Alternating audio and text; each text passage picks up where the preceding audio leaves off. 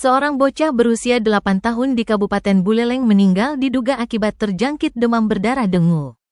Bocah kelas 2 SD itu bernama Kadek Partadwipayana dari Desa Dencarik, Kecamatan Banjar Buleleng. Ia meninggal pada Minggu, tanggal 8 September tahun 2024, di RSUD Buleleng setelah mengalami gejala demam selama beberapa hari.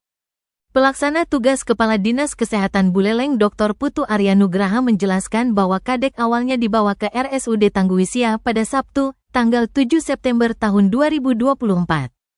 Bocah tersebut dibawa ke sana setelah mengalami demam selama 10 hari. Dokter mendiagnosisnya dengan dengue shock syndrome dan ensefalopati dengue.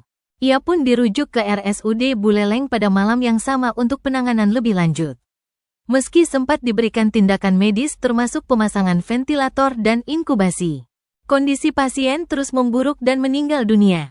Pasca meninggalnya pasien itu, tim dari Dinkes Buleleng dan RSUD Buleleng melakukan penyelidikan epidemiologi terkait DBD di Desa Dencarik, khususnya di lingkungan tempat tinggal pasien. Hasil pemantauan jentik nyamuk di lingkungan rumahnya menunjukkan hasil negatif dan tidak ditemukan penderita demam lainnya di desa tersebut. Menurut Arya Nugraha ini termasuk terlambat datang ke rumah sakit atau terlambat penanganan karena panasnya sudah hari ke-10.